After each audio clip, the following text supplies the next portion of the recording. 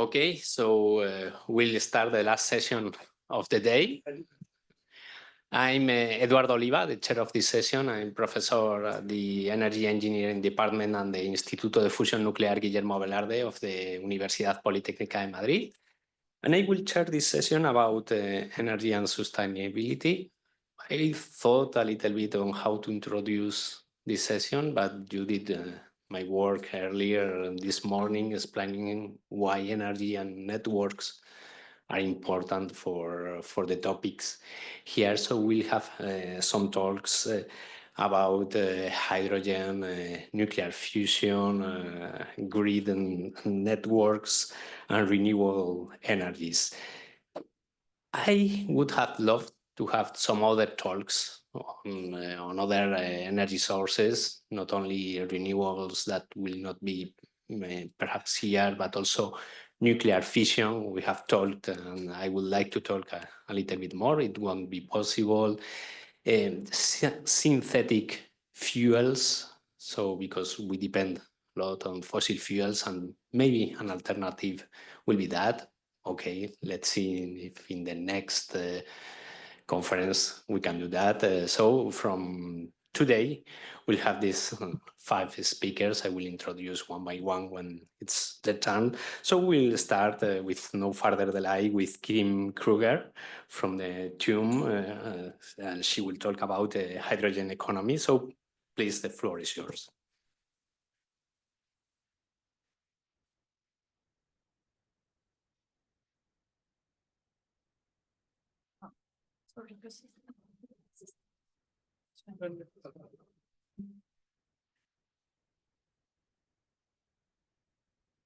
So thank you very much for the introduction. Like we just heard, I'll be speaking about the hydrogen economy or enabling the hydrogen economy today. This is part of a research project together with 2 of my co-authors, also from the Technical University of Munich. One of them is Dr. Böttcher and Professor Kretschmer. So our research that is part of the enablement of the hydrogen economy is part of a bigger research project that we have. It's co-funded by the EU and also the state of Baden-Württemberg in Germany. And this is the project Hydrogenium. And basically what it is a testing and application center that is busy being developed in the region of Heilbronn-Franken, which is also located in the state of Baden-Württemberg. As you can see on the map, it's towards the southwest of Germany. And the aim of this project is to bring together different partners, both from industry and also research, to develop a testing infrastructure, which is currently being built in or at the Center for Aerospace, the DLR in Germany, and also conducting different test scenarios, simulations to see, conduct also feasibility analysis, see if it's economically feasible, and also from our perspective, also look at different business models that are being developed within the space and which platform economies can also support this. So over the last few years, hydrogen has moved a bit away from just being a more academic interest and becoming more of a feasible solution to decarbonize different industries, which are still very energy intense, and also that don't really have many alternatives to fossil fuels at the moment. So these are industries, for example, steel, chemicals, also aviation. And we've seen a lot of developments and technologies that have helped push this over the last few years. So for example, the costs of electrolyzers have actually decreased quite a bit. And we also see a lot of initiatives, including the projects that we have that I just introduced, but also based in Germany, we have the German National Hydrogen Strategy. And a lot of these initiatives and strategies are putting a lot of money to invest into this to kind of create the hydrogen economy, or at least make it a more feasible possibility. We also see a lot of development with certifications, for example, to see that hydrogen that is produced is actually also green hydrogen, so that it was built or produced from renewable energies. The problem that we are still seeing, though, is that there's still a lot of challenges in coordinating all of these different technologies and these different innovations that are all more siloed, being built, but haven't really come together yet to create that one hydrogen ecosystem that we actually need. So to look at this a bit further, we decided to build or develop a taxonomy of hydrogen business models. And to do this, we had a look at all the existing business models that we can currently see in the scope of our project. So starting from 2021, when our project started, and had a look at either new business models that have come into this area or also business models that have been innovated to adapt to become more hydrogen and decarbonization friendly. Just a quick explanation of how you can read the taxonomy. It's basically structured along the three main elements of a business model. So value capture, creation and delivery, and the value proposition. In the next slide, it will be filled out, but to read it on the left, in the first column, you'll have the different dimensions, and on the right, all of the different characteristics taken from the business models that were found and analyzed. So if you go through the taxonomy from the top to the bottom, you'll find each characteristic in each row.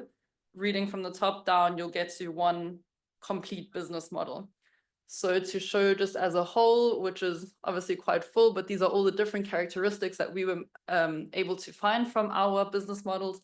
And as a more or a better example to show this, if we take the example of Enapter, so Enapter is a German manufacturing company, all the red boxes are their characteristics from their business model.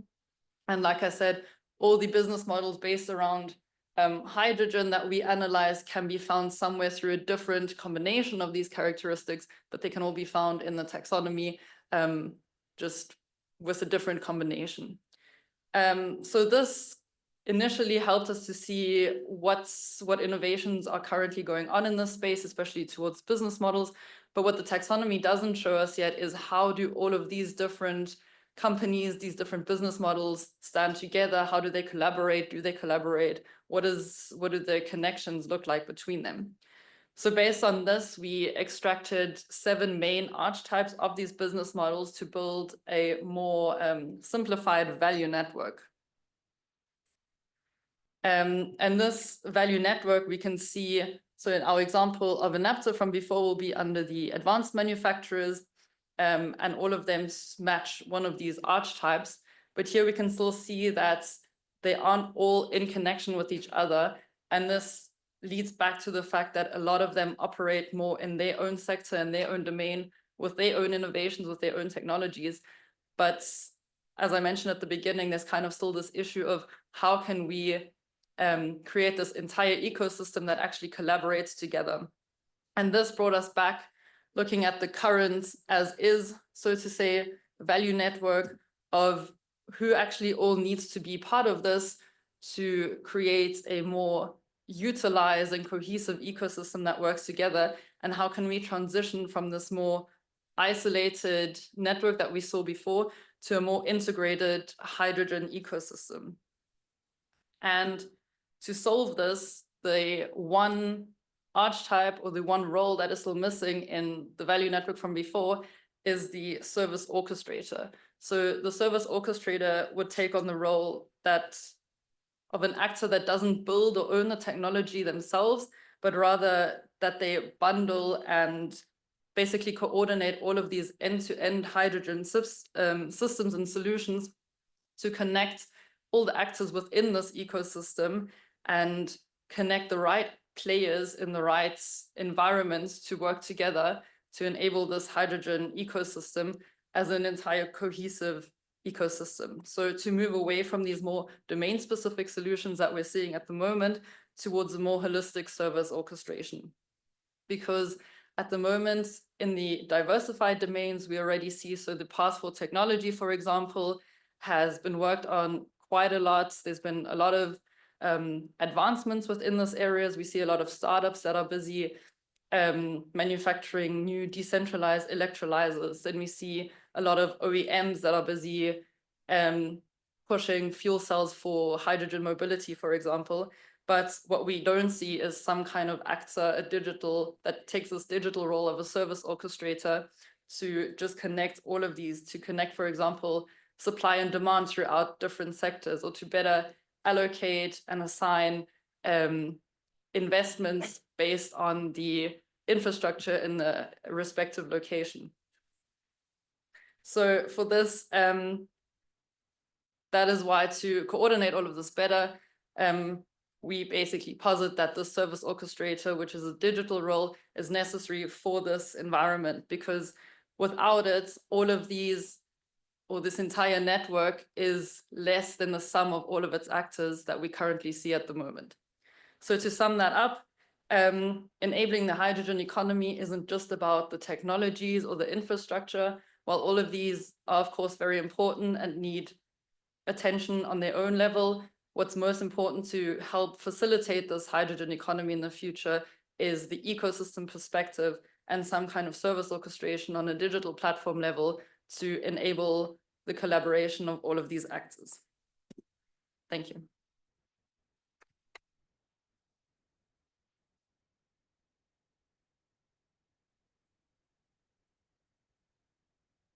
Well, thank you very much, Kim, for keeping in time. So we continue with hydrogen, but different isotopes. So now next speaker will be Juan Knaster from Fusion for Energy. We'll talk about magnetic fusion in Europe. So let's. It's here. Which the computer? This one's Here.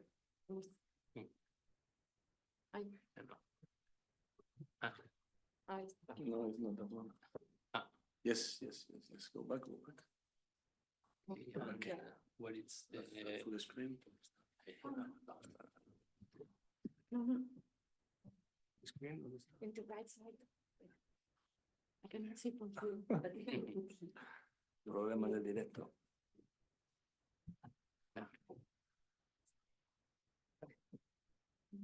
Okay. So good afternoon, everybody. I wish first to thank Juan Antonio, Eduardo, and Maria for organizing this workshop and thinking of fusion, of ITER in particular, as an interesting topic. This morning, Maria explained a bit what are the applications that we are having in fusion, in particular in ITER, of artificial intelligence, and I will try to explain. She mentioned a bit this afternoon's talk. I will try to explain what we are doing, why we are doing it, and also hope to trap you in this fusion drive that we are having around the world. And I'm not sure that I will keep the 10 minutes. I will try my best. I didn't know about the limit of time. So human population is growing. We expect to have above 10 billion in 2100. And the electrical consumption is growing also, is increasing in almost in an exponential manner. And you hear about renewable energies, but renewable energies are very little in compare with the fossil fuels. Despite in Spain, we have tried to change this dynamic. As you know, we have had a strong blackdown that took several hours. Those who live in Spain suffered it. But we tried to have the renewables up to 70%, if I'm not wrong, and this without proper stabilization of the network, and this created what happened. Despite they are trying to explain that it was a cyber attack, it seemed that it was just well, what adjective we can place, it's up to you. So fusion is basically this is not it. Okay, doesn't matter. Okay. Fusion is basically a nuclear reaction. I had beneath this is a show of what is fission. Fission is the breaking of the uranium nucleus, which is the biggest nuclei in nature. And what we are doing with fusion is exactly the opposite. We are fusioning, we are joining the nuclei, the lightest nuclei, which is hydrogen, in particular two isotopes of hydrogen, which is deuterium and tritium.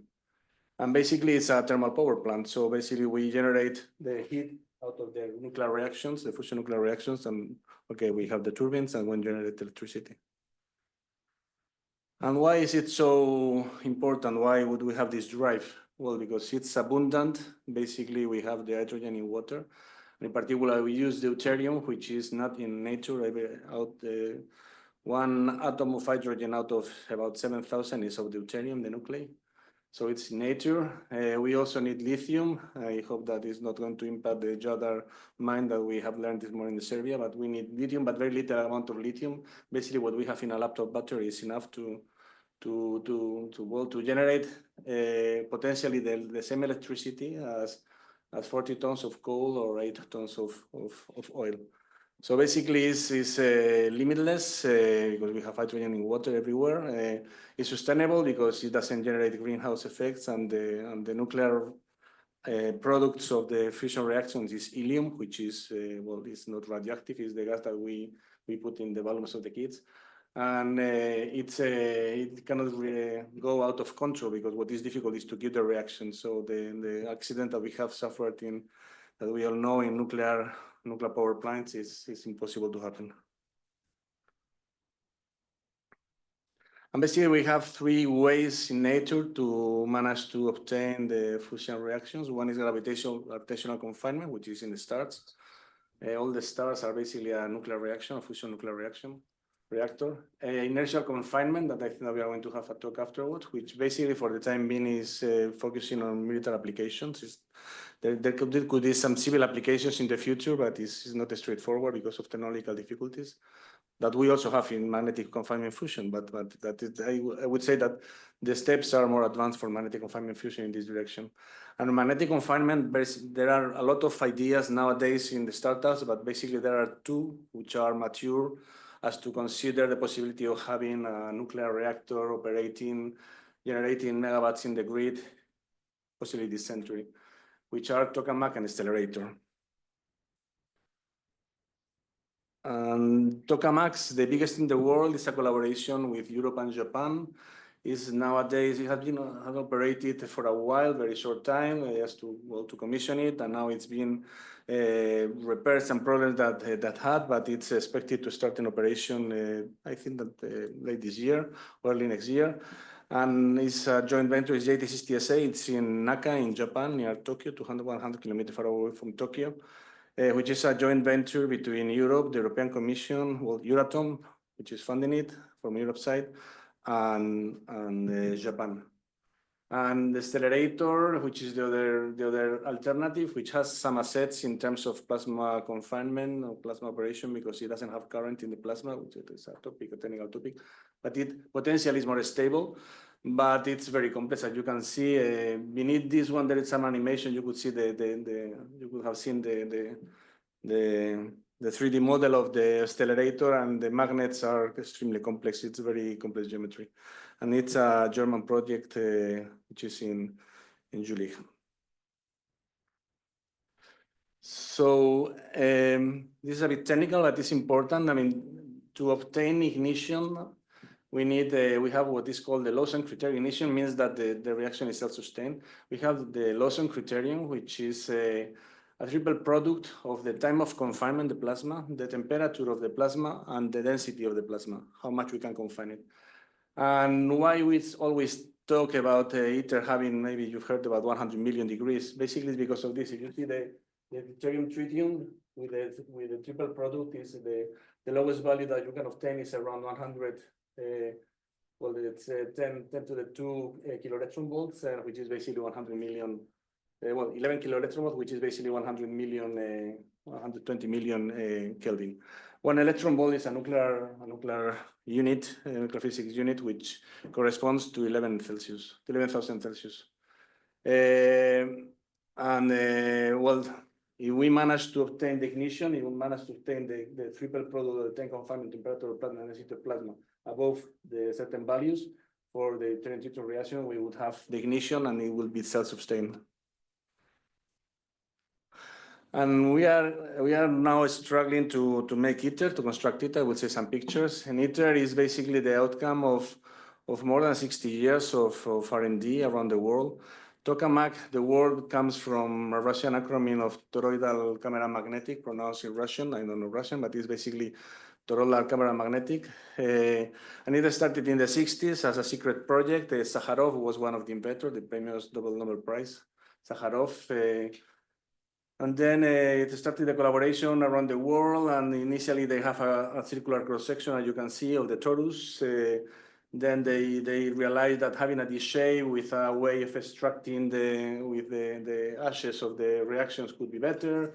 Then the superconductivity technology developed, and then in ITER we are accumulating all the know-how of 60 years of R&D, which is a dish shape, having superconducting coils with high magnetic field, and with the divertor, which is the kind of the structure of the ashes. And ITER is a joint venture, a scientific adventure of 7 partners. You have the flags there. Is Korea, China, European Commission, India, Japan, United States, and Russian Federation. We are constructing it in the south of France, near Cadarache, which is a atomic center, nuclear research center of France. And our goal is to have it operating for a long, demonstrate that we can have long pulses of 300 seconds, and with power generation of Q equal 10, which means that the power that we are going to inject is 10 times lower than the power that we are going to obtain out of the nuclear reactions. Okay. So ITER is huge. Let's say it's not big, it's huge. You see there a size of a human being nearby. It's 23,000 tons. It's basically 30 meters by 30 meters.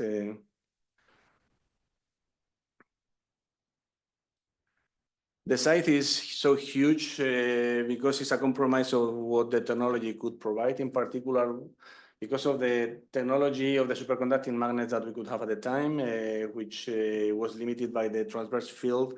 And in the TF coils and in the central solenoid, which is 2 elements of the magnet system, we would have above what the ion tie superconducting technology would allow, which is far simpler to manage. The ion 310 is very complex to manage, but we have managed to construct the magnets. And also the power densities in particular in the divertor, which was above 10 megawatts per square meter, which is, well, if you think about it, 10 megawatts per square meter is overwhelming. And well, ITER is an adventure of these 7 parties. The European Commission, funded by the Euratom, is 45% of the share, and around 9% of the share is distributed by the other 6 members. We have already engaged about 15 billion euros in construction manufacturing, and only this year, 2025, we are about to engage 1.3 billion. Fusion for Energy is managing the European contribution from Euratom. We are an agency of the European Commission, as Maria explained this morning. We are based, the headquarters are in Barcelona, and we have offices in Garchin, in Cadarache, and also in Rocasso in Japan, and in Naka. We are about 460 people, and we have an annual budget of about 1 billion. The contribution of Europe managed by Fusion for Energy is substantial. You have there is 5 out of the 9 vacuum vessel sectors that Maria mentioned this morning, 10 out of the 19 TF coils, 5 out of the 6 PF coils, and you will see some pictures there. Also ancillary component like remote handling system, leak detection system, the cryo pump distribution, the cryo plant in particular, heating system, diagnostics, and various ancillary systems I will mention.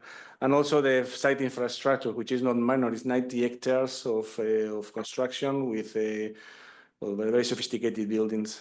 Here I have some pictures of the hardware. This beast over there on the right left corner is the vacuum vessel that Maria mentioned this morning. This double wall, 60 millimeter thick, 316 LN special ITER grade steel.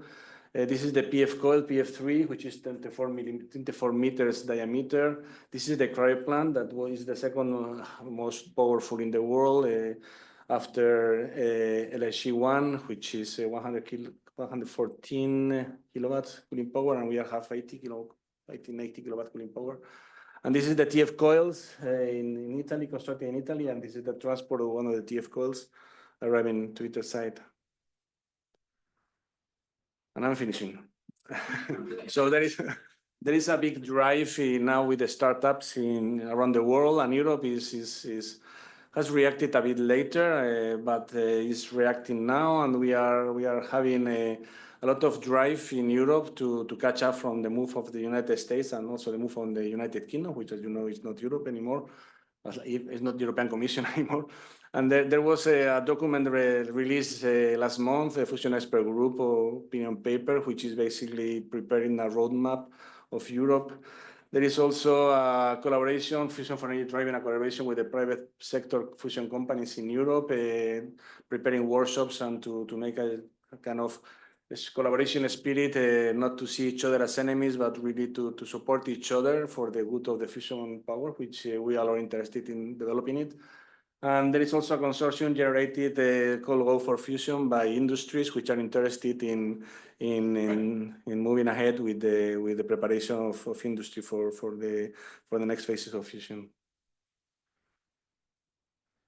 And in parallel with Fusion for Energy, there is also possibly you have heard about Eurofusion, which is also funded by Euratom, but is from a different directorship in the European Commission, which is co-funding with the local governments, all the fusion labs around Europe, which there are many. Basically, in each country that you have a specific fusion lab, and also the United Kingdom and Switzerland are part of this Eurofusion membership. There are about 5,000 researchers and students involved in this around Europe in this adventure. And Eurofusion and Fusion for Energy we are making our best to work together, despite that the framework doesn't allow so easily because of the European Commission. They have two different directorships, and even if Euratom is funding everything, but there are two different directorships, which is not making life easy.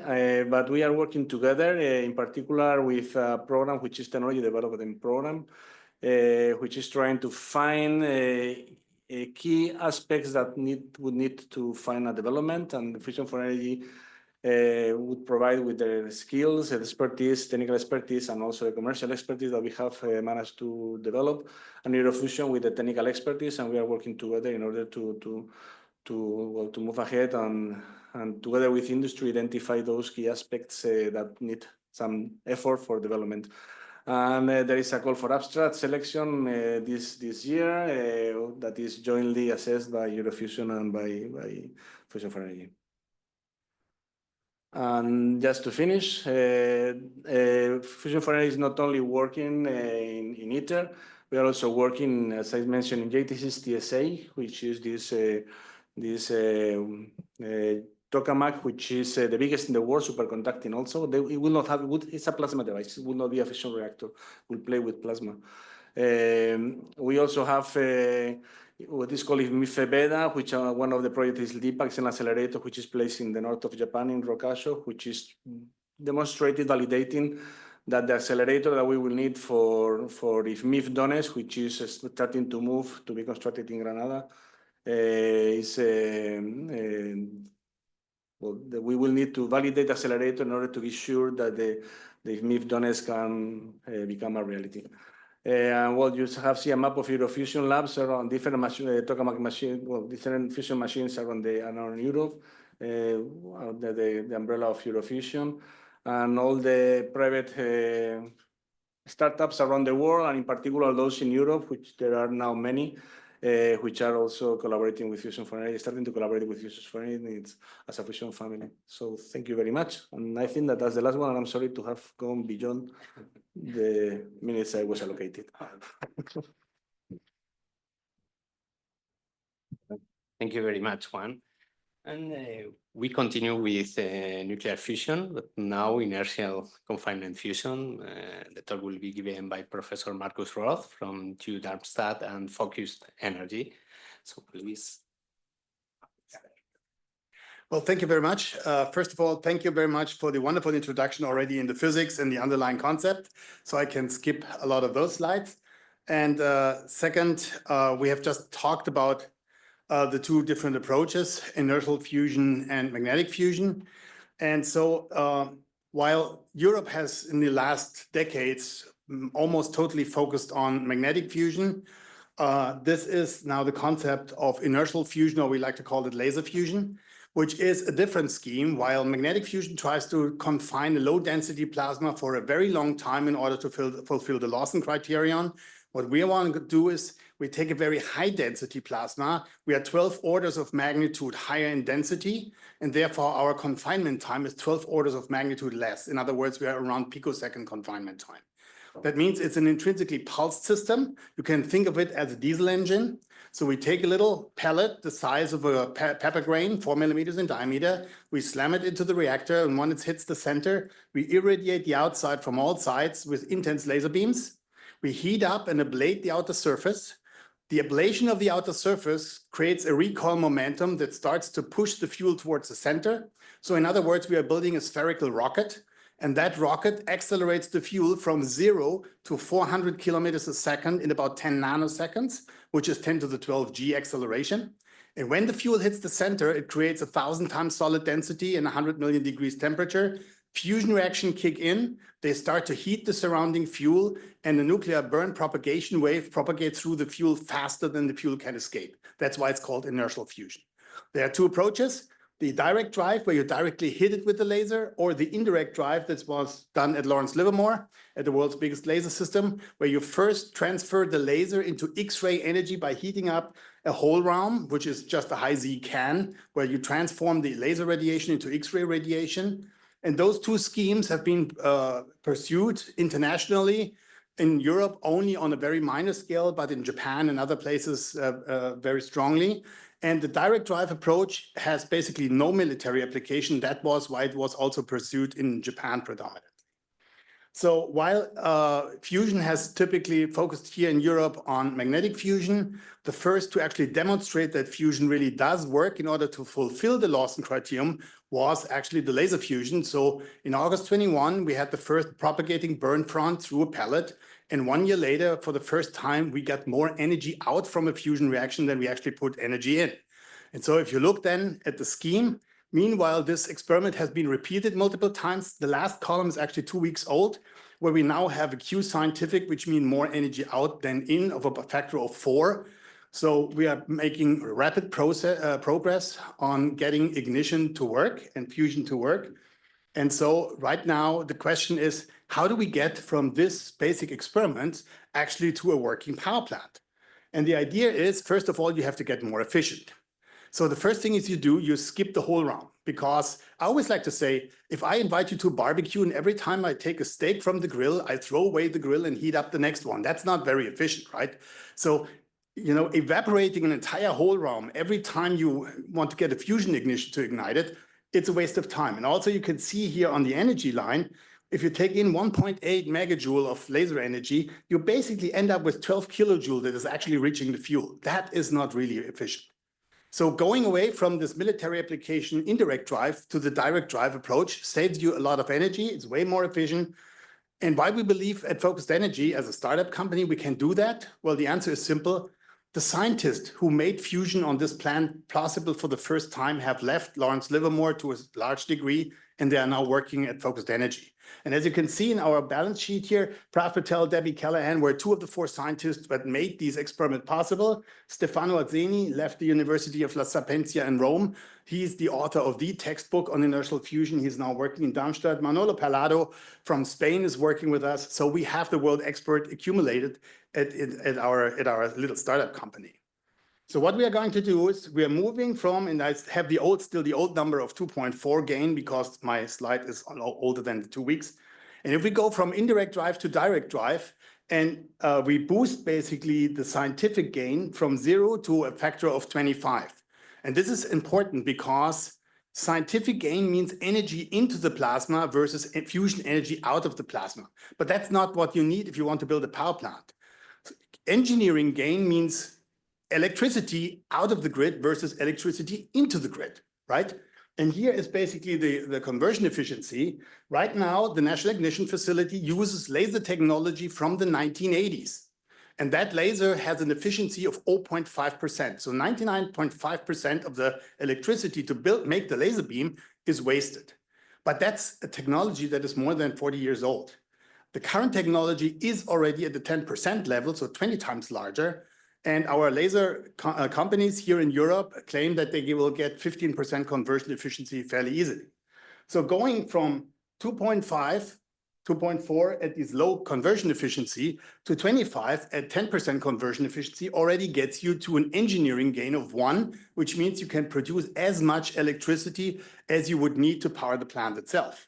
This would be the goal for a first pilot plant to demonstrate it can close the power cycle. And the second is then, if you slightly beef up these laser systems, make the targets a bit bigger and add a few more lasers, you then move from 25 to 75, and then you have a power plant that is actually operational. And this is the benefit of laser fusion. It's an intrinsically modular approach. So we have, first of all, we're the only technology that has demonstrated ignition and gain so far. And we are separating the driver from the reactor. And that's a very important point. You just saw the image of ITER and the Wendelstein, very complex machines. In our case, the reactor itself is only a vessel that has holes to let the laser beams in and has not holes in order to convert the fusion energy, mainly the neutrons, into tritium by the breeding process and into steam. And that's basically all that is required from that reactor. We don't need superconducting coils. We don't need a heat shield that is that important. We don't need liquid helium in order to do that. Our reactor chamber is a lot easier, has a lot of less functional requirements, which also means we have a much wider variety in the materials to be used. And so these laser systems then on the outside, as I said, they are modular. And this is exactly what industry likes. So from our own target development that we have spearheaded in Darmstadt and our laser development, we are going forward to a first facility we like to call Beacon. It's a subscale test facility. And the task of that test facility will be to bring the technology readiness levels of the individual components and how they act together to a point where we then can build the first pilot plant. And in order to do that, you see at the downside, you see the reactor chamber of the Beacon facility, which is about 3 meters in diameter versus a reactor chamber of the pilot plant. So it's a subscale facility, which can be built. And we want to demonstrate at the 20th of the scale, the high efficiency, high reparated laser systems. We demonstrated the implosion physics. We demonstrate automated target fabrication, injection, and alignment at 10 Hertz. And then to fully integrated systems, that is the task of that Beacon facility. In addition to that, we are talking about first wall materials, how to replace the first wall materials, how to do the breeding blanket. And here's another catch. We talked about lithium earlier today. And it's true, a fusion power plant only needs about 1 kilogram of lithium a day. But in order to get the reactor going, you need to fill the blanket with a few hundred tons of lithium. And that is still might become an issue. Here in our case, by the way, the benefit of laser fusion is we can actually work on natural lithium. We don't have to enrich the lithium to the lithium-6 level.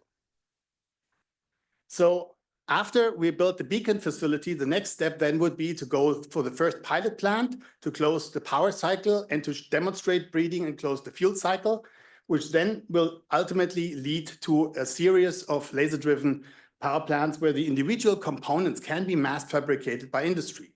And keep in mind, the majority of the scientists who have done fusion have come from the United States, but the technology, the optics technology, that is a European technology. If you look at the major European optics technology, Zeiss, Trumpf, Heraeus, Jenoptik, all those companies, they are all European players. And so our roadmap to the grid is we start to work on the Beacon facility by 2029. We will then start operating that facility, start building the Lighthouse pilot plant around 2032, so that at around 2037, we will start building the first power plant that actually delivers electricity to the grid. One final comment, Germany has a new government.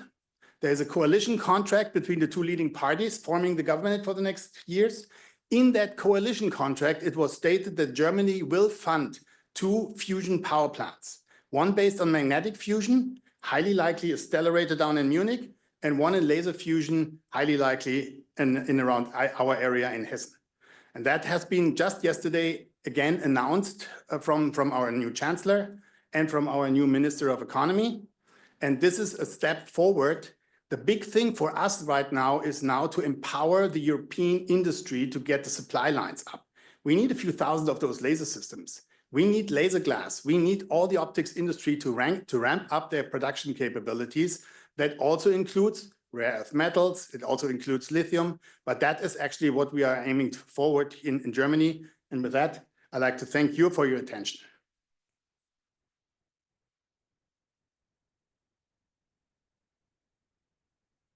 Thank you very much, Markus, for your talk.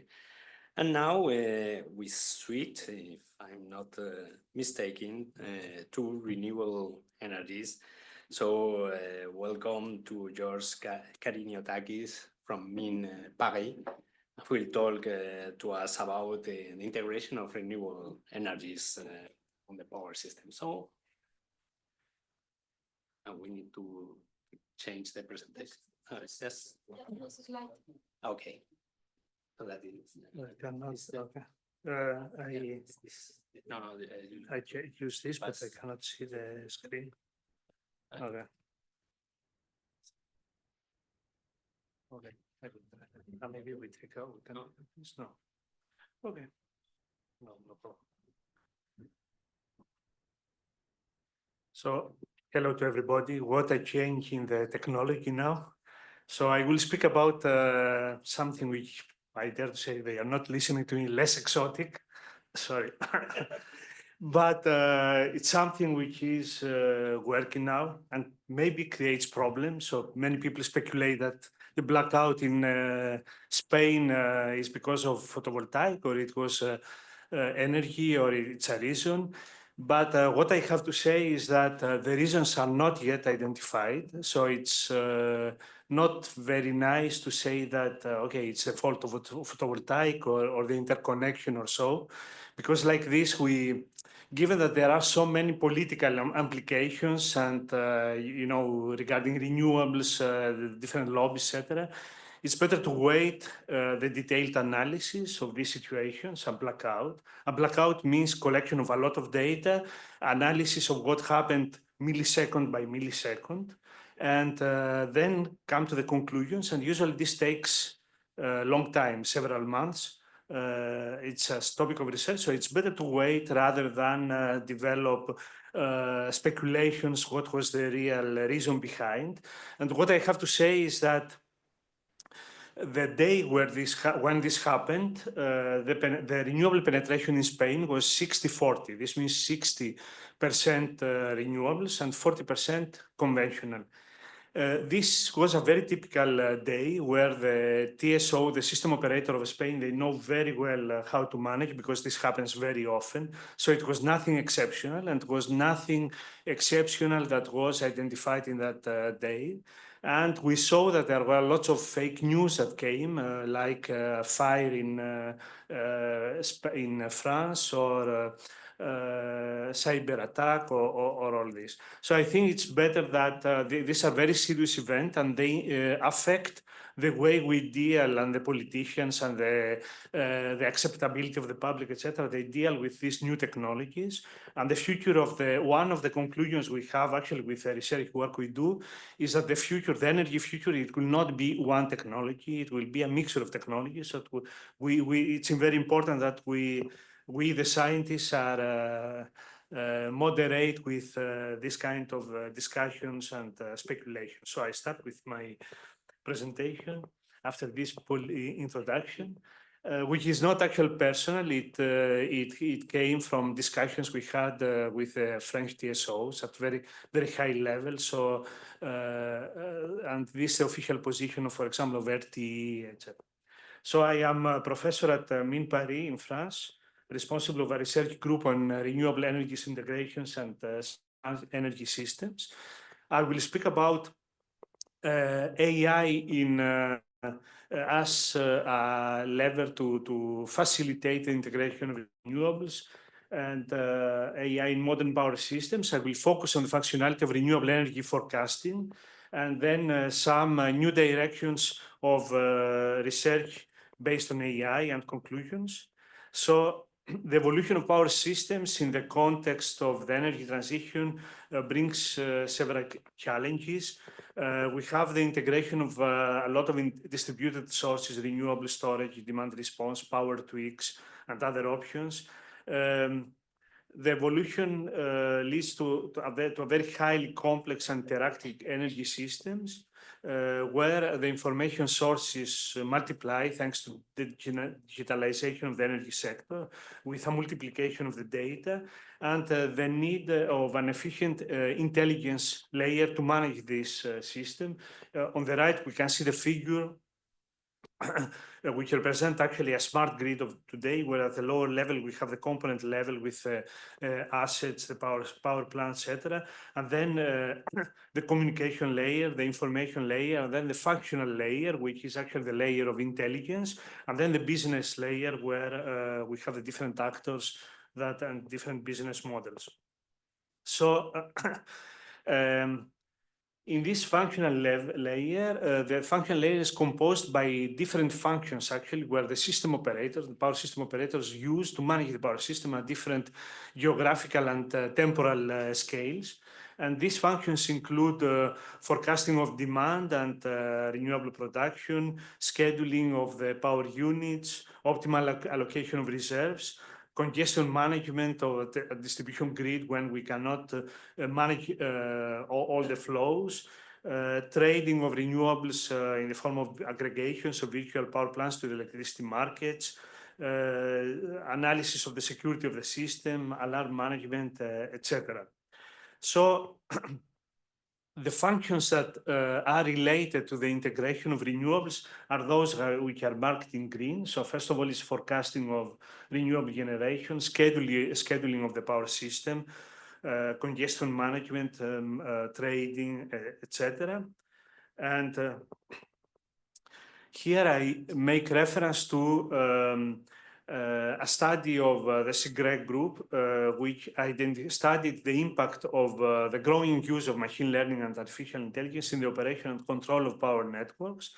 And they identified 5 use cases, 5 functionalities where we are expecting the next years to have the main impact, actually. And these are among the list I have given. Is the ones that are underlined. So forecasting, scheduling, congestion management, dynamic security assessment, alarm management and reporting assistant, and visual inspection of the assets is where we expect to have the main, let's say, application of AI and machine learning methods in the future. And they did following a questionnaire to more than 100 system operators, etc.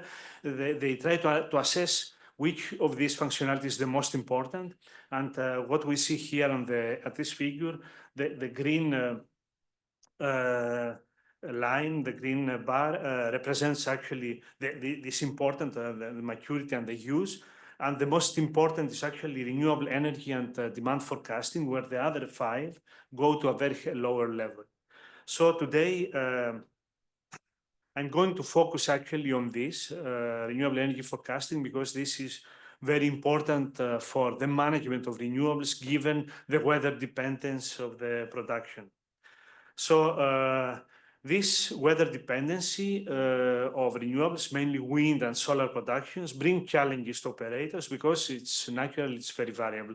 On the left hand, we can see a typical production of one wind farm during 1 month, hourly data, and we can see that from 1 hour to in the space of a few hours, we can have variations between 0 and 100%. And on the right side, we see the production of a photovoltaic plant, where the passage of clouds creates these very rapid variations. Of course, is this the worst case of a single plant? But when we consider geographical distributed plant, we have a kind of spatial smoothing effect of this variability. So it's very important for the operators to be able to predict for the next minutes to the next hours the level of production of these plants. First solutions actually were proposed in the literature in 1985, but today forecasting solutions are used operationally by all the system operators. However, the forecast errors sometimes are high, so this stimulates research, continuous research. to improve the predictability of renewable production. Generally, the principle today is that, okay, for example, for the case of PV forecasting, we have a lot of sources of data that can be satellite images, weather predictions, can be images of the sky and the clouds, or measurements of the power plants. And usually we have dedicated models to predict the power production for using this input information. Yeah, okay. Going back to the history, as I mentioned, it is the first models appeared in 1985. In 1996 appeared the first paper where artificial intelligence were applied in the field of renewable energies, and I had the honor to be the author actually in my PhD. And since then, in the frame of different projects, there have been numerous methods developed, statistical, classical time series, AI. The first, let's say, AI were in 96, 2000, etc. If we see today, these projects that we are three European projects managed by our center actually, between 2002 and 2012, in 10 years, which correspond in this part, produced something like 250 publications and somehow shaped the state of the art. However, given since then, since 2012, the penetration of renewables throughout the world and the increasing interest, the number of publications explodes. And today we have something like 600, 700 papers per year, according to Scopus, on renewable energy forecasting.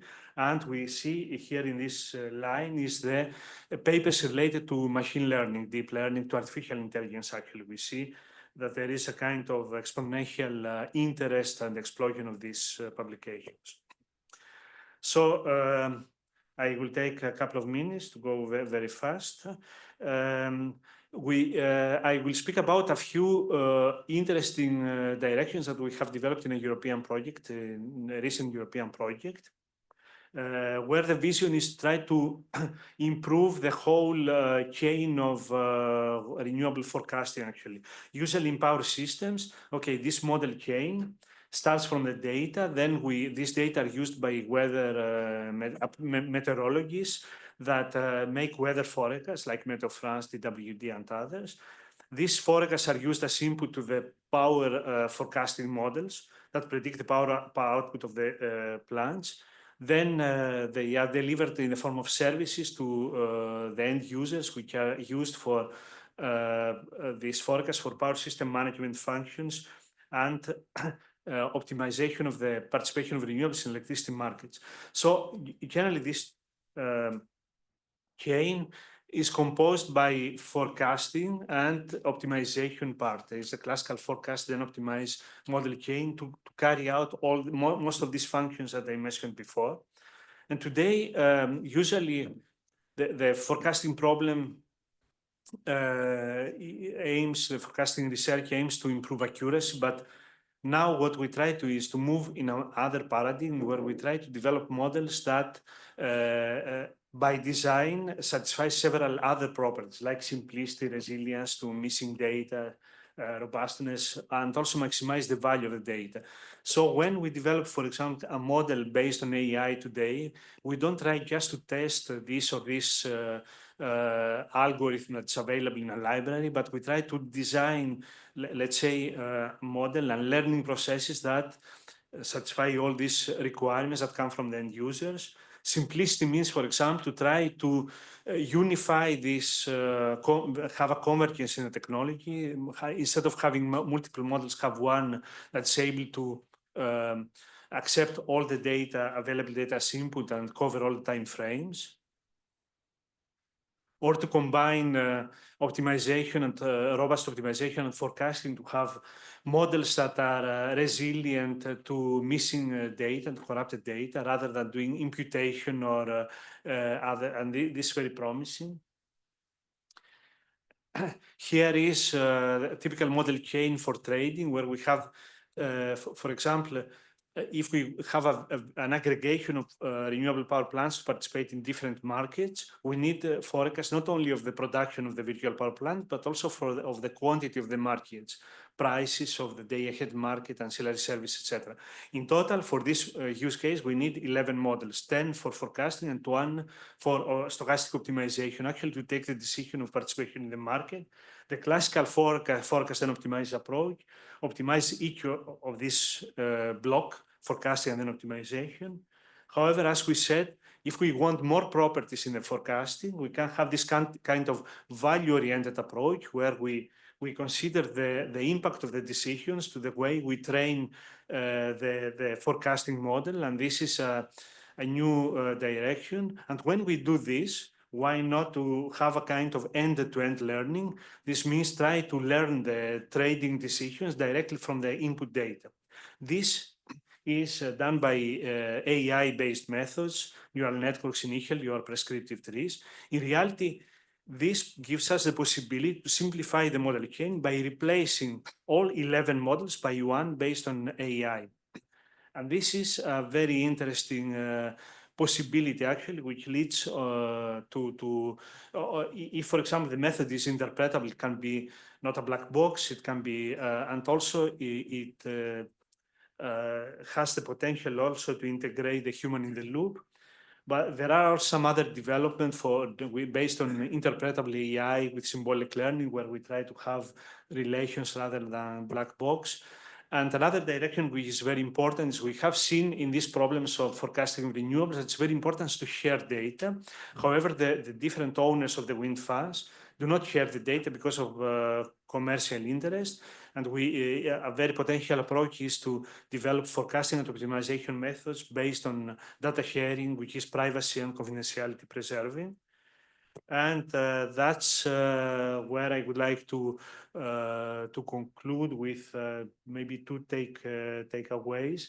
That there is a great potential of AI. However, as I mentioned in one question before, it's very important to have processes to evaluate the models so that to know what are the real benefits, and also to have somehow methods to certify the AI model so that all this, because what we can see is that there is so much development in academia that at the end of the day, the end users cannot know which methods are of value for applications in the real world.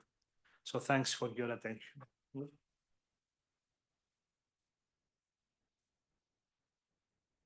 Thank you very much, George. Okay, and now we go to last speaker of the session, which is Bissan Ghaddar from UT and Ivey Business School, if I'm not mistaken. So she will talk about data-driven methods for integrated energy and transportation networks. So, of course, it's yours. Thank you, Eduardo. And thank you for the organizers. And thank you for the organizers for having me, for organizing this nice workshop, Maria and Sonia and Juan Antonio. So today I'll be talking about AI approaches for integrated networks. In particular, I'll be focusing on energy and transportation networks. In general, the type of work I work on is integrated networks, but not just energy and transport. Mostly I focus on smart cities type of networks, focusing, for example, water and energy, because in water networks, for example, there's a lot of pumping, and that requires a lot of energy in terms of consumption, and how we can optimize these resources to consume less or to cost less, then that is really important and relevant. So we use AI and optimization methods to do that. Also looking into like computing networks and energy, how they integrate together. And in the morning, we saw a lot on how AI is impacting the energy sector and the amount of energy being consumed, and how we can optimize our resources in terms of what energy mix should be used to the data centers, where to allocate the models, at which data centers, at which point in time. That's all also something we're looking at. And we are using as well AI and optimization models to be able to do that. So we use AI to be able to scale. So that's like the main motivation for us. And to have like, or to integrate the dynamical aspect of the system, because demand is changing over time. We need something to be done in real time, most of the cases, and AI is really powerful to help us with that. On the optimization side, we are using optimization also to validate the AI models, because optimization in most cases, like we're trying to mathematically formulate these models, but sometimes like we cannot scale, right? Because if we're taking into account all the constraints, especially the nonlinearities in the system, and especially also the diversity of the constraints in terms of like the physical constraints, the operational constraints, and so on. So we have a lot of things to incorporate on our optimization models, and sometimes that's very difficult to solve. So either we exploit the structure of the problem, or we try to approximate things, but at the end, we are able to get some solution that we can, okay, then go back to the AI model and see how the quality of the AI model looks like, and to validate that. And that brings back also to one of the speakers here question, like how can we use these AI models and how we can bring them back, like can we trust them or can we validate them? And we try to do that through like the mathematical modeling and the optimization sense. Okay. So again, in this talk, I'll just focus on the integration of transportation and energy, but in general, that can be like really also taken into account of any type of network like that has some structure that we can like use and exploit in that space. So why we're interested in transportation and energy, like of course now with the electrification on the transport system, there's a lot to be done in terms of integrating these two sectors together. Like the EVs have been on the rise in Europe and in North America and almost everywhere. So they are like growing at a faster rate, and we are anticipating that at some point we need some energy resources to take that into account. Okay, and when we are trying to look into investment decisions in the future for the energy sector, we want to take into account like this electrification of the transport. It's not just mobility for people and for personal use, but also electrification of logistics sector in terms of the transportation, of the public transport systems, and so on and so forth. So it's really happening at a larger scale. So that's on the electric vehicle side, but also in logistics, we have a lot that is being electrified in terms of the transportation sector. So we have the long range or the long mile, and we have the mid-range or the mid-mile, and also the last mile delivery. So all of these three components, from going into the manufacturing, to the warehouse, to the end in terms of the retail, all of these components are being electrified. And there's a big part of that going into the roads and integrated into our community. So, and also companies are really interested in having that. So Amazon is purchasing 100,000 of mini Rivian's electric minivans. IKEA is also planning to have its last mile delivery component electrified in the next few years, in the next 5 years. La Poste in France is also electrifying its postal services. So a lot of companies around like Europe and in general in the world, they're looking into like integrating this electric mobility into their sustainable business. Okay. In one of our projects, we focused on the last leg delivery, and we focused on that because it's a big part of the logistics sector, and it's accounting for 50% of the shipping and transportation. And in particular, it's relating to 8% of global greenhouse gas emissions. So it's a big component on that. And once we electrify this part, then that will mitigate in terms of the sustainability and in terms of the greenhouse gas emissions, but it will have an impact on our electricity market and electricity sector, energy sector. So what do we do in general? So when we integrate these two components together, or these two networks together, we look at different things. First, we have key drivers that's allowing this technology to be integrated and to be realized in practice. So we have the electric vehicle adoption at the personal level or at the household level, but also, as we said, at the company and logistics and the supply chain level. We have renewable energy being integrated. And most of the charging stations, for example, now are powered by solar panels. So there is some integration of renewables within this transport sector. And we would like to think about how we can build an infrastructure that is sustainable as well and digitized in some ways to be able to like account for all of these components together. So how we can like build charging stations that are smart, that are digitized, that can accommodate for this, taking into account what's happening also in the grid to be able to like accommodate for the different demand coming from both sectors. In terms of challenges, I talked about that in a bit. We have like energy supply, and we have coming from the like normal energy supply that we have, but also the transportation demand. So how we can accommodate for that, how we can take into account the uncertainty of the renewables, because that's a big part, especially if charging stations will be powered by solar mostly, like how we can accommodate for the variation in terms of like the power supply, but also the variation in the demand that's happening in terms of when people usually charge, when they want to utilize these charging stations.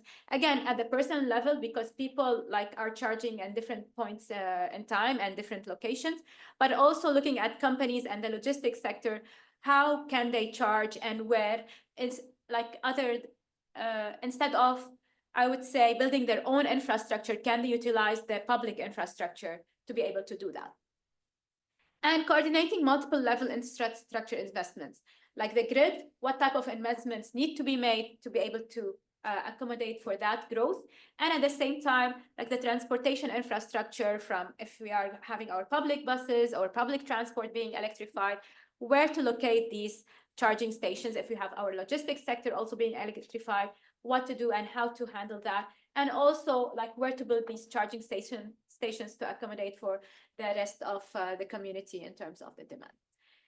So in terms of methodologies, like we look at AI models and data-driven models that can allow us to optimize these resources and to reduce the costs in some sense, but also allow for a more sustainable type of like usage or framework. So what have we looked at is the following. So we looked at electrification of the public transport, and we used the use case of London, Ontario in Canada, of if we changed our public buses system and going from like fuel-based to electrified, how can we use our current infrastructure, our current charging stations, and accommodating for that, when to charge based on the variation of electricity prices, and how much charging is needed for these, like to be able to accommodate for that. So what is the impact of electrification of these buses on the grid? And at the same time, how can they utilize the current infrastructure to charge at given points in time, given also the variation of electricity prices? And for that, we used a combined like agent-based model with an optimization model. The agent-based model is mostly AI-based in terms of how will also like the passengers react to that, because especially when you are charging at different points in time, like you will have a waiting time or a detour, especially if you're using the public charging stations, not having your own that is installed at the bus stops. So there will be slight detours of few minutes, and how will that impact the behavior of the passengers and the whole like public transport in terms of utilizing it, and in terms of also going forward with that in the next few years. Okay. And also we looked at shared energy storage. So how we can use also this infrastructure of like electrification of the transport, not just for like sustainability, but also maybe using it as a storage device, because most of the cars that people are using are being parked on the street without using them heavily, right? Like you go from in the morning to work and you're parked there for like a couple of hours, maybe 6-7 hours. And then you're using it to go back home. So there's a big period of time where your electric vehicles are just parked, and how we can optimize this usage of electric vehicle to act as an energy storage.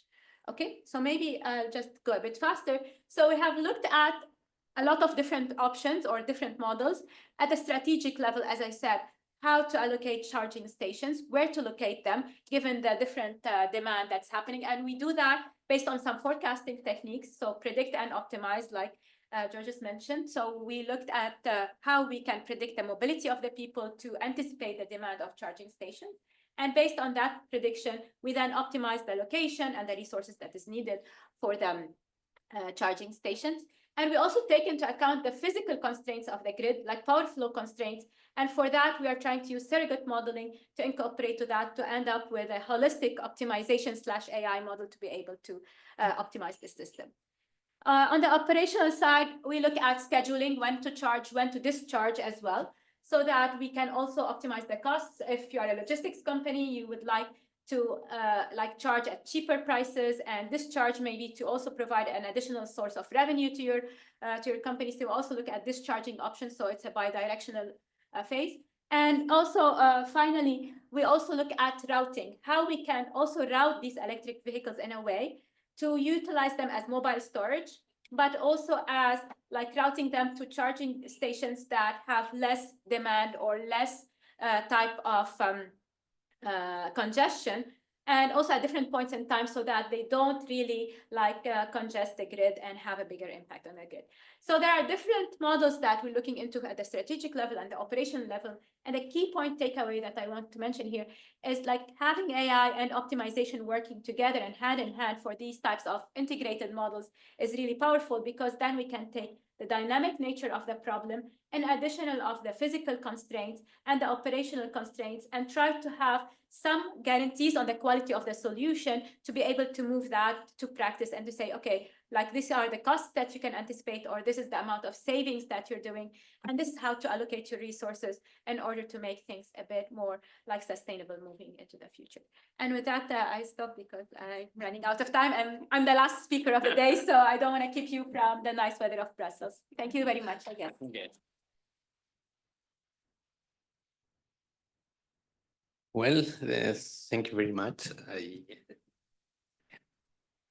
Thank you very much, Bissan, to you and all the speakers. And now it's time for some discussion or questions. So if you have some questions, please feel free. Yes. Does it work? Yeah, it seems to be working. So thank you very much, Bissan, for this nice talk, and thank you for all of the speakers of this last session. Bissan, I'm curious if you may tell us much more about how which kind of model you are using for the AI agent. Are they reinforcement learning to learn more efficient policies and actions, or other kind of learning approach you are combining with optimization? Yeah, so maybe I talk a bit about the reinforcement learning that we used for the routing of the vehicles. So to schedule when to charge and when to discharge for we looked at a grocery store, again, in Waterloo, Canada. And we tried to use reinforcement learning to have a reward function of which next customer they need to visit, so that they reduce the costs in terms of the charging. So we have a routing problem. We have a set of customers that we need to deliver the groceries to, and we have a fleet of electric vehicles that the company owns. And we're trying to see how to route these, where to route our electric vehicles to which customers at which point in the time of the day, and when to charge as well our electric vehicles, given that we have a variation in our electricity prices. And there we use the reinforcement learning, where the reward function is the cost, the total cost of charging, and the state space is which customer to visit next. And based on that, we tried to optimize the system, and we did that as an optimization, a classical optimization and a reinforcement learning. And we were able to find the reinforcement learning type of approach provided really high quality solution and much faster than the optimization model. So we had both a quality guarantee and fast, computationally efficient. And then we thought about it as a next step, if we can take the dynamic nature of the customers, customers coming over time, because sometimes orders come in real time, and can we accommodate for that? Even reinforcement learning allows us to do that because of the training that we've done on the city, and that is possible. So we can now accommodate for dynamical aspect of the demand. So a kind of data stream learning, or just for the machine learning by the RL, adding the new customers with the RL dynamically? Yeah, so customers are being added dynamically. So you place an order, and can we put this customer throughout the day? Can we fit them throughout the day? usually like for the groceries, they can allow up to 2 hours of like service times or time windows. So that has a dynamic nature and a dynamical aspect. So at the beginning, we looked statically. So we have the orders for the whole day and we try to optimize that. But now as a second step, we're looking how to dynamically allocate customers that are coming on the fly and to re-optimize without actually re-optimizing, but to try to change our routes based on that aspect. And you said that the gap between the optimal solution provided by the optimization model and the one by RL, the gap is It's very small, close. up to Okay. 5%. So we had like a 5% gap, which is reasonable for these types of problems. And for like larger instances, you cannot have a gap because the optimization was not even able to solve. But for a small range in terms of the number of customers, we were able to compare the both models. And since it provided good solutions or high quality solutions, then we scaled for the larger instances. Oh, very interesting. And to train the RL model, you need a lot of data. So we generated a lot of customers that might or might not be correct, right? We didn't have the data from the grocery store. We just had the fleet and the charging points.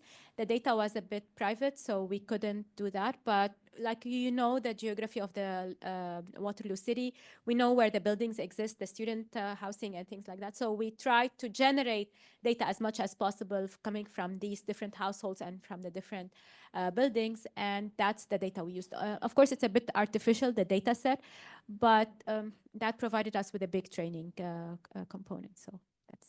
Okay, thank you very much. Okay, so next question. Hi, thanks for the presentations. I would have like a bit of a naive question on the energy generation talks.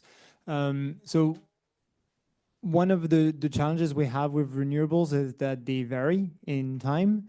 And one of the challenges we have with nuclear is that there is a long time dependency to get a power plant running, right? So like you cannot just fire up a traditional nuclear power plant to just compensate for a variation in demand or renewable production. And I was wondering whether fusion was different in that regard. Can you power up quickly in like matters of hours a plant that is currently off, or is it more on the time scale of traditional fission plants?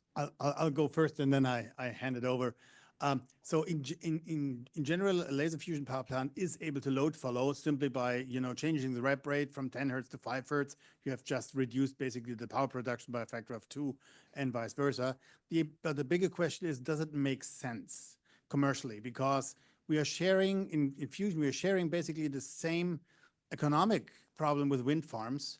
We have very high capex costs up front and very low operating cost.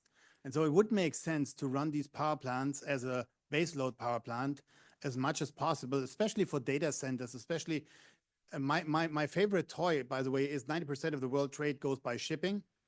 And we have 55,000 merchant ships on our oceans. And if we would want to decarbonize them, we need 290 million tons of synthetic fuels every year. And that requires about 500 gigawatt power plants only for the shipping, and airfare is not included yet.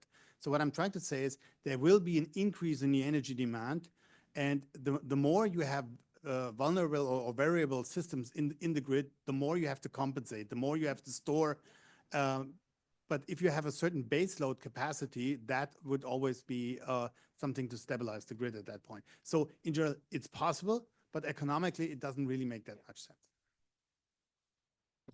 Yes, basically the same answer. I mean, it's possible it's flexible in the sense that you can tune the amount of tritium in the tokamak, or you can play with the heating systems. But is it interesting? I mean, at the end of the day, we will have renewables in the world, and to which percentage it will be operating, it has to be decided by governments and with the stabilization of the network.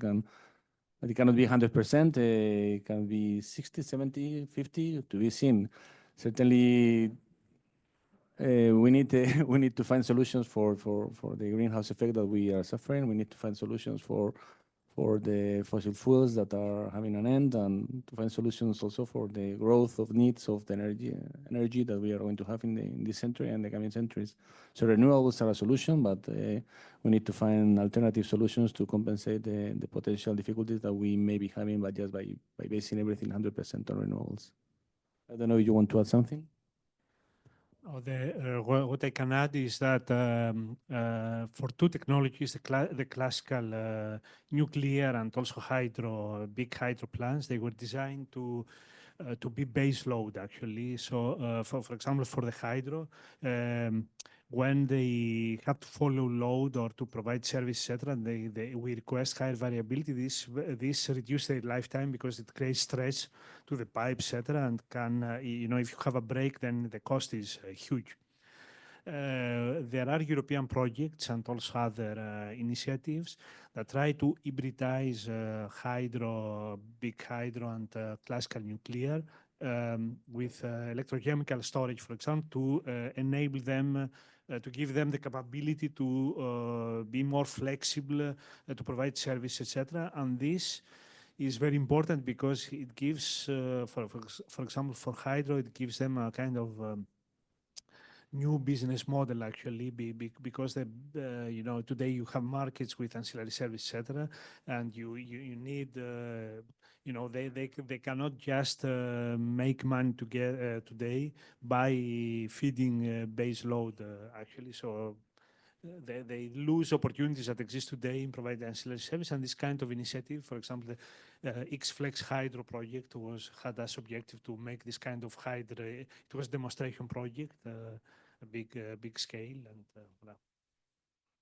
and just a final comment. At the site where we are going to build our first plant, the idea is, in case that there is enough renewables on the grid, because of the high temperatures related to fusion, we want to also use that power plant to thermally assisted hydrogen production, because right next door there is a hydrogen-ready gas power plant where we store the hydrogen then in case of for load following as a backup plan there as well.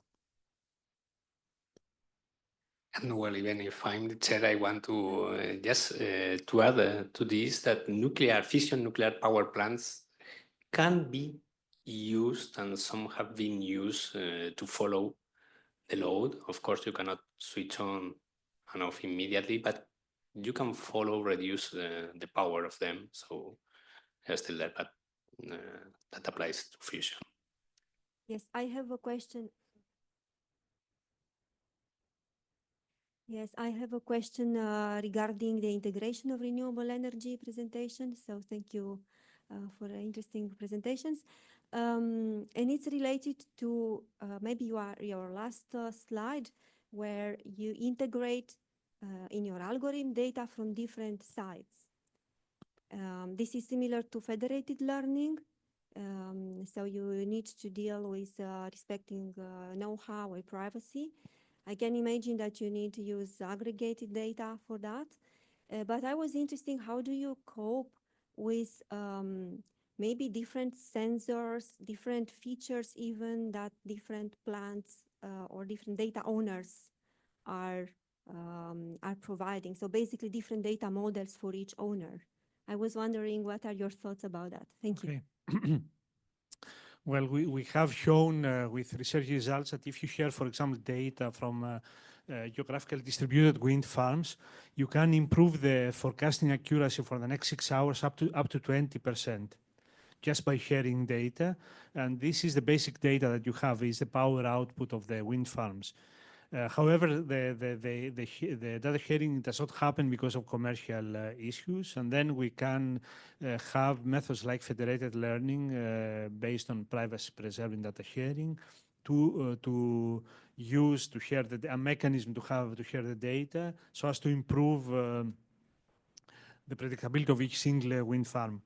Now, because the data that are shared are quite basic, and the community that works with forecasting, they are used to use heterogeneous data, because we use multiple meteorological forecasts, different weather variables, etc.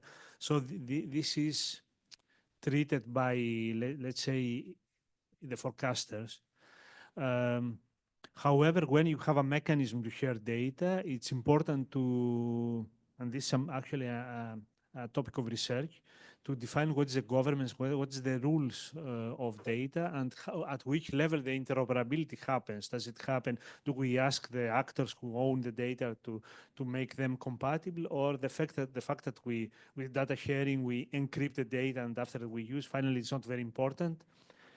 But there are, it's a question actually, which is a research question, this interoperability of the heterogeneous data that actually we have some projects ongoing to deal with this. Yeah. So we have time for one question more. I think it would be kind of a quick question. It is because tomorrow we'll have some representative people from the European Commission and even for the European Parliament. So do you have any message or any requirement to address for them to more support renewable energy in Europe? So do you have some requirement to do more than the good job you are doing right now for renewable energy?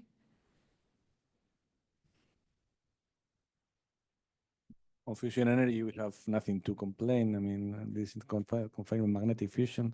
We have a strong support from the Commission, and actually, Euratom is the funding body of fusion for energy and of 50% of Eurofusion. So, in magnetic confinement fusion, the support of the European Commission is enormous. I don't know if my colleagues want to say something.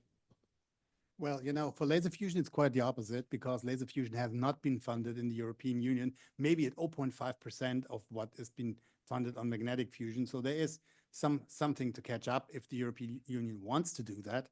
But I think equally important is it to get a unified regulation for future fusion power plants, because that is important if you want to attract investors. If there's still a threat that a fusion power plant would be under the same regulation as a fission power plant, this is the reason why the first tokamak private industry is going to build their first power plant in the United States, because they have already separated fusion power plants from the atomic law, from the nuclear law, and put it in health and environment similar to accelerator or cancer irradiation facilities or so, because the threat level is similar. And if we can get something like that on the European level, it would be a great benefit to the community. On this, there are moves already in this direction. So this is a problem that we have identified in ITER. Yes. Well, the speed, you know, which is it.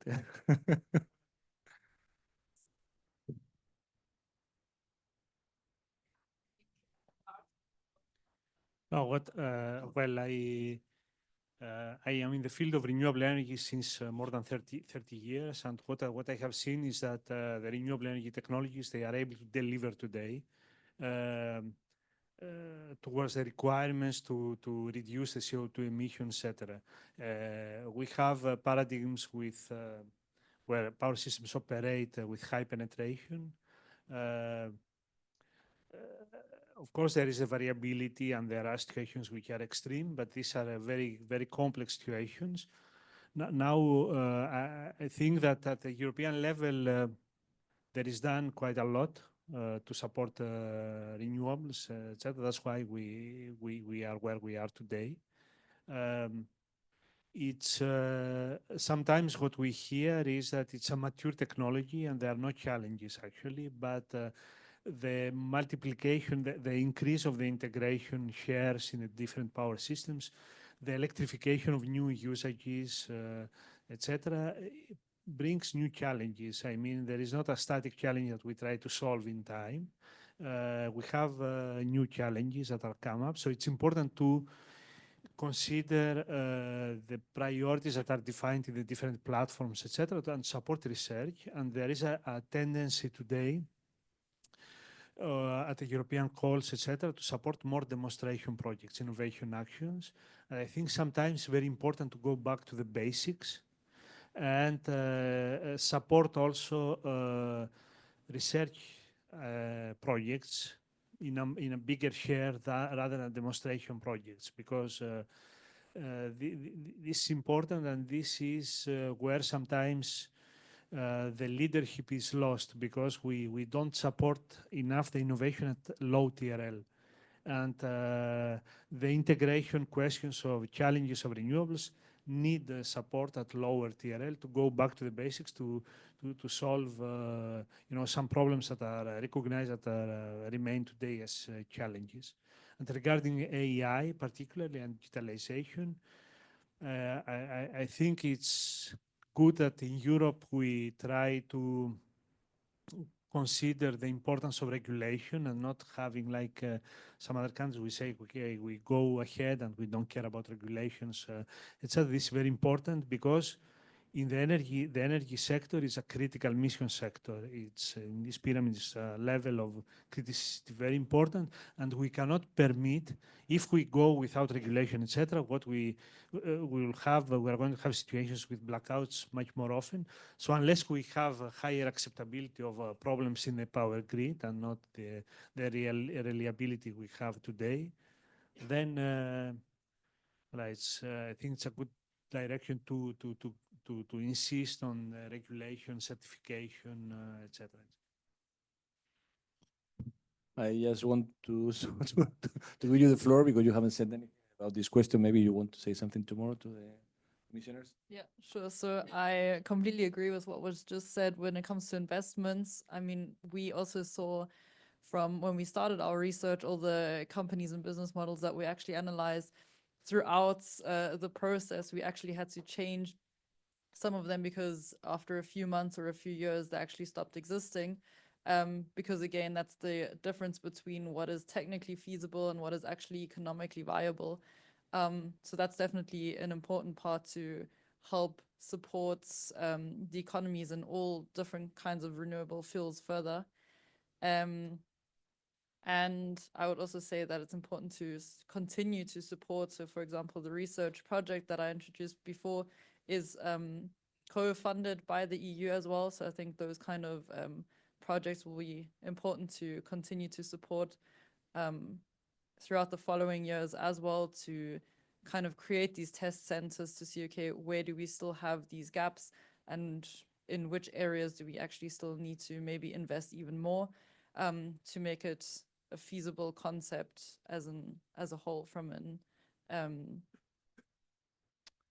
ecosystem perspective. And then also concretely for us, I think it's also important to see, even with all of these investments from a regulatory perspective, we still need that digital, I mean, we have so many digital technologies available and so much research on platform economies that we can actually use this as well and integrate it as well into the renewable energy sector, because that's also really something that's lacking, to just coordinate all of these efforts that we have. So that's kind of a recommendation that I would add as well.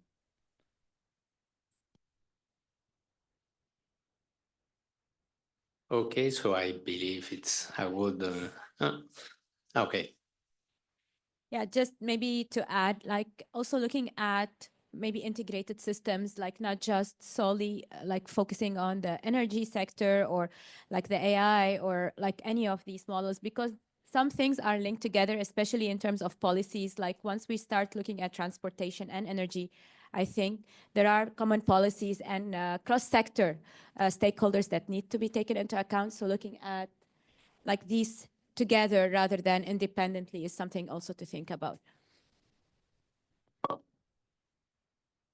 Okay, so now this, I think it's the moment to close the session. Thanks the speaker and the organizers one more time.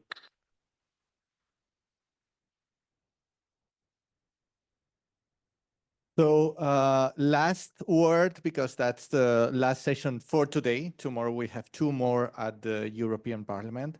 So reminder, those of you who want to assist tomorrow, we are gathering at 8 a.m. at the Esplanade du Parlement Européen. Only speakers. Okay. Okay, that's the thing. So 8 for speakers. It's good to have you here. 8 speakers, 8:30 rest of the public, because the access is a bit more complex, right? So that's the thing. Just want to thank all of you. I found this fascinating. So I think we managed to make a very dense program look short. which is something which was difficult. So I want to thank, of course, the great organization team, which made everything went very, very smooth. I'm really impressed. I want to thank the chairs, the speakers, everybody, really. I learned a lot. I had plenty of questions. I have still more questions, but that's kind of the point. Looking forward tomorrow. And thank you, everybody, for coming.